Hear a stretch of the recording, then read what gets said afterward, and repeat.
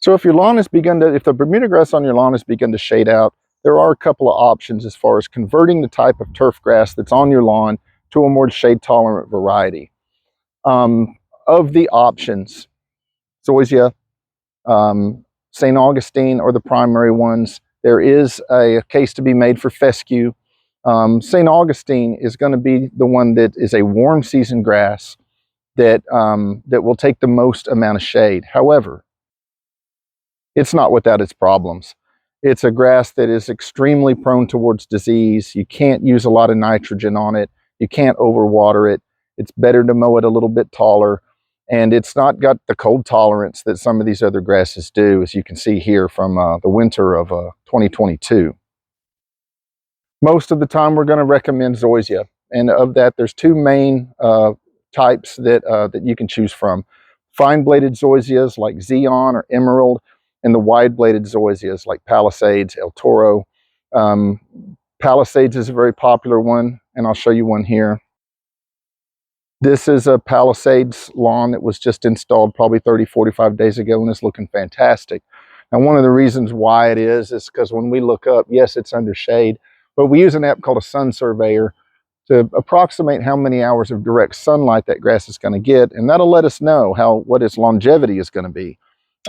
If you put zoysia in a very shady yard, it'll hang in there for 2, 3, multiple seasons, but eventually its lack of being able to produce enough energy will catch up to it, and you'll start to see even zoysia thin out.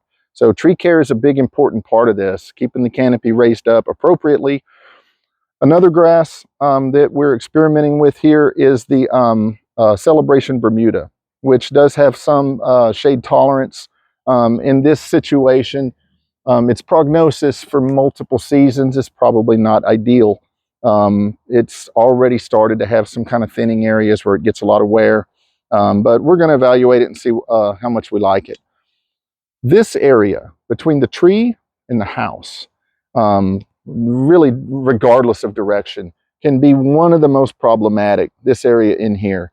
Normally you'll see a bed line that kind of comes around along the house, and then there may be a circle around the tree and an area of turf right here. When we can't do anything else, you'll see what we did here is to really bring this bed out all the way around the tree. So we traced it all the way around the tree, then back down, and it creates a lot of real estate to have to keep landscape in and have to keep weeded. But in some cases, it's really the only practical application. And finally, ground covers.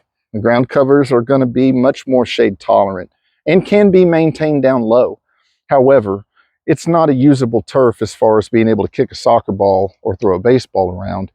And so it is an option. You'll see it on some properties, but it would be something that I would generally recommend if they're not using that turf for practical purposes like sports or as functional activity areas, or making sure that the HOA allows for it. Those are the main ways that we can handle shaded turf areas: is a conversion to a shade tolerant sod, appropriate tree care and tree trimming, and possibly converting it into a landscape if it just flat isn't going to get the sunlight, or if the homeowner's not willing to replace that sod after multiple seasons if it begins to decline. There's another component of all this that's really important to mention, and I'll make a separate video about this, which is watering. The water needs of turf grass and the water needs of a tree can be really different. And so how to water each of those to where you're not making one sick by watering the other one is really important, and I'll make a final video about that.